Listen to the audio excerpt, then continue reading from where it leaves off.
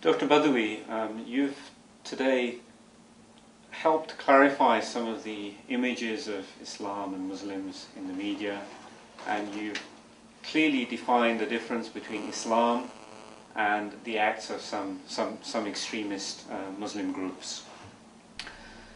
But let's think about what is the way forward. Okay? So the first question is, what are Muslims doing to try to combat terrorism?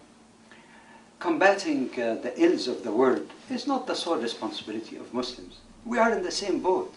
We are all responsible for dealing with this. Muslims on their part, and I'm glad I started with Muslims, no problem, no apology, have a duty to engage in intra-faith dialogue.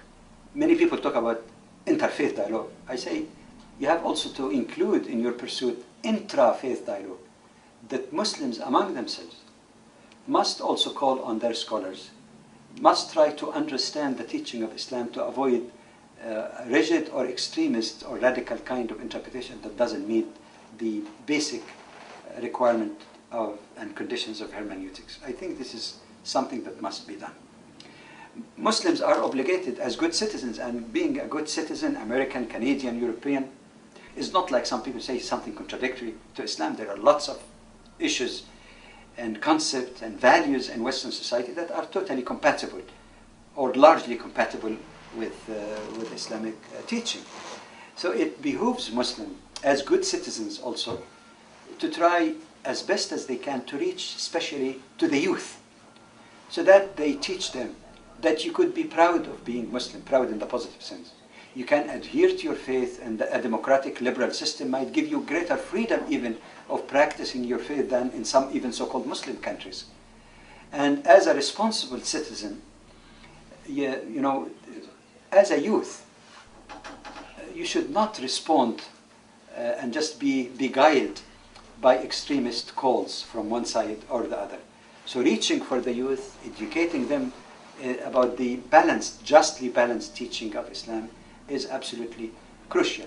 Number 3, Muslims are duty-bound to declare their position clearly, to indicate how they stand in the face of those violent acts that violate the teaching of Islam, irrespective of who's committing them.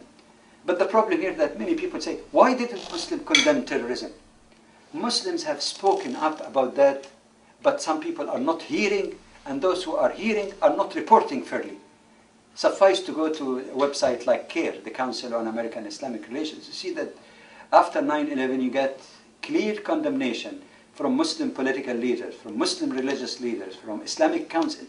It's an amazing thing how this multitude has been reduced in the media with just sort of casual type of reference. These are measures that Muslims can do, but they cannot do the job that even big governments with big intelligence apparatus and armies are not able to do. One cannot throw the responsibility that Muslims are guilty by association or responsible to stop terrorism any more than saying all Americans were supposed to stand against the terrorism of Timothy McVeigh in his act of terrorism in Oklahoma City. They could not control it. They can condemn it. Yes, you can hear church people speaking against it, but you cannot say, but you did not prevent it, and if something happens, you're responsible for it. This is totally unfair and unreasonable. But I must add, as I said earlier, it is not only the Muslim responsibility alone. It is the responsibility of all of us to study carefully the roots of that radicalism, to discover courageously and honestly, without any racism, without any attitude of haughtiness against other people, in the concept and spirit of human equality, human dignity, that we're dealing as equals with one another, not a master-slave type of relationship, to study the causes. And if we discover that there are some injustices that can be corrected, we should all join together in the democratic way, in a peaceful manner, to try to change the political direction, try to influence political decision makers to do justice in those cases, rather than just worry about where they can vote from this or that. Once we have that political will, courage and integrity to say this is unjust, irrespective of whether he belongs to my party or some other party, if we work together as best as we can, I know political realities might be different, but we should really go beyond just totalitarian types of politics, to join together to correct this, obviously will be cutting at the roots of radicalization, will be cutting at the roots of recruitment of people for violent acts.